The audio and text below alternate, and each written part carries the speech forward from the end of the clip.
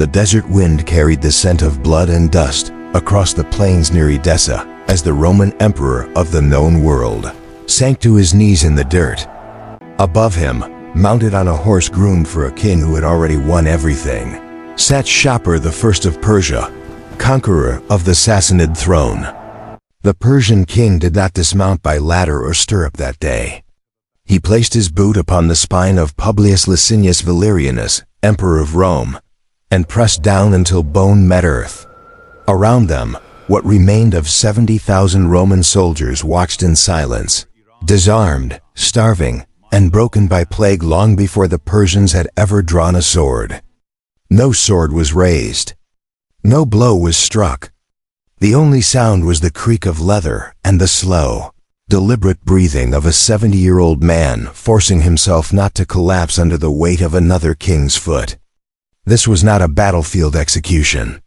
It was something far worse, the beginning of years of engineered humiliation, and the only time in the empire's 7th-century history that a reigning Caesar would live and die as another man's living furniture. By 253 AD, when Valerian was proclaimed emperor by his legions, Rome was no longer the invincible power it had once believed itself to be.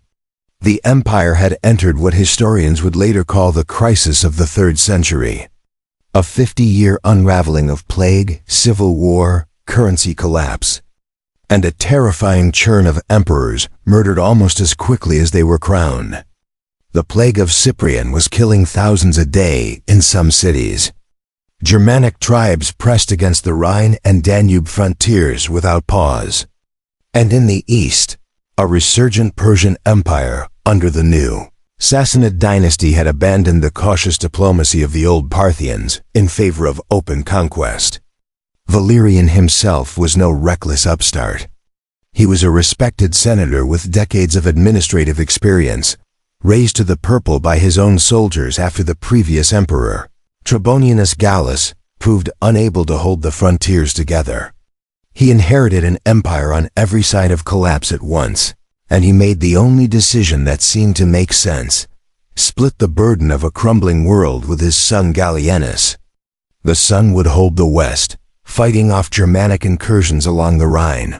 The father, older and more experienced in statecraft, would march east to confront Shapur I, a king who had already sacked Antioch once and clearly intended to make Roman Mesopotamia and Syria permanent Persian territory. Shapur was not some minor tribal raider. He was the architect of a Sassanid state built specifically to erase the humiliations Persia had suffered under Rome for centuries, and he intended to write that reversal in Roman blood. It was a war Rome could not afford to lose, fought by an emperor whose empire could not afford to lose him either. In 260 AD, Valerian led his army toward the besieged city of Edessa, hoping to relieve the Roman garrison trapped inside. It was already a doomed campaign. Plague had been tearing through the Roman ranks for months, and by the time the two armies faced each other, Valerian's legions were a shadow of the force that had marched east, malnourished, diseased, and hemmed in by a Persian army that understood exactly how weak they had become. Roman sources claim Valerian, desperate and out of options, requested a parley with Shapur to negotiate terms. What happened next depends entirely on which side told the story. Persian accounts describe a decisive battlefield victory. Roman accounts, written generations later out of evident shame, describe treachery instead. An emperor lured into a meeting under false pretense and seized the moment he stepped away from his own guard. Either way, the outcome was identical. For the first and only time in Roman history, a reigning emperor was taken alive by a foreign enemy, and every soldier who had followed him east now belonged in one form or another to Persia. Those who survived the disease that had gutted their ranks now faced a longer death march into Persian territory. Force settled in cities across the Sassanid heartland to build canals, bridges, and irrigation works as slave labor for a king they had marched 1,000 miles to fight. For Valerian, the physical distance from Rome mattered less than the psychological one. There was no rescue coming, and both men on that battlefield understood it immediately.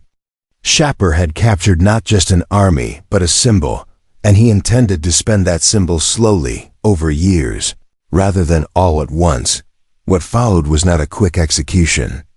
Shapur understood that a dead Roman emperor was worth far less than a living one, paraded and broken in front of his own court and Rome's ambassadors alike. According to the Christian writer Lactantius, a hostile source, but one working from testimony that circulated widely across the ancient world, Valerian was kept in captivity and used whenever Shapur mounted or dismounted his horse as a human step. The Emperor of Rome, still dressed in the fading trappings of purple, was made to kneel in the dirt on command so that a foreign king's boot could rest across his back. This was not a single act of cruelty.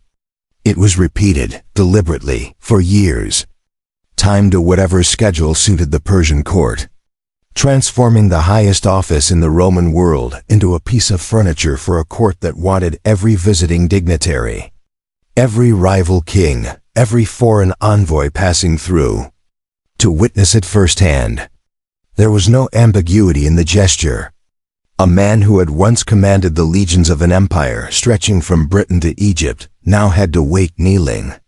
For the sound of footsteps that meant it was time to bend his back again. The relief carvings that survive today at Naqsh-e Rustam, cut into a cliff face in modern Iran, give this humiliation a permanence no chronicle could ever match. Carved into the stone is Shapur on horseback, one Roman emperor kneeling in submission before him, another gripped firmly by the wrist as a captive with nowhere left to run. Historians still argue over how literally to read Lactantius's Footstool account. But the stone does not argue. Rome, for the first time in living memory, had been made to physically bow. And its enemies made certain the image would outlast every empire that came after. Valerian's captivity dragged on for years, and ancient writers disagree sharply about how it ended. The most severe account, again from Lactantius, claims that after Valerian finally died, whether from age, illness, or execution remains unclear, his body was flayed. The skin was removed, stuffed with straw or dung, dyed a deep and lasting red, and hung inside a Persian temple as a permanent trophy for foreign envoys to see for generations afterward. A warning rendered in flesh and paint.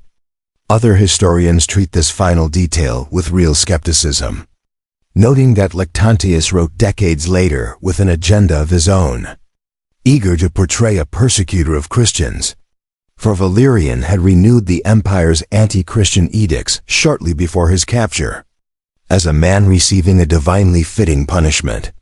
Whether the flaying happened exactly as described may never be settled by history. What is not disputed by Roman writers or Persian ones is the underlying fact that made the story believable in the first place. An emperor of Rome had been captured, humiliated for years as a living footstool, and never once ransomed, rescued, or avenged by his own son. Even centuries later, Roman writers who had every reason to soften the story instead repeated it, generation after generation, because it captured something true about the era, even if every physical detail could not be verified. An empire that had once considered itself eternal had been made to watch its own emperor treated as less than human. And there was nothing anyone in Rome could do about it. Rome's response to its emperor's captivity was, in its own quiet way, as damning as the humiliation itself. Gallienus, ruling from the west, made no serious attempt to ransom or rescue his father. Whether this was political calculation, military impossibility, or simple abandonment, the silence spoke for itself, and it was never fully explained. In the vacuum left behind, the empire did not rally. It fractured further. Usurpers rose in Gaul, and in the east it was not a Roman legion but the city-state of Palmyra, under its own ruler Odaenathus and later his widow Zenobia, that finally pushed Persian forces back and salvaged what remained of Rome's eastern honor. acting almost entirely on its own authority rather than Gallienus's. The Empire Valerian had marched to defend, split into three competing pieces before it was painstakingly stitched back together decades later. For Shapur, the political value of Valerian's humiliation outlasted the man himself.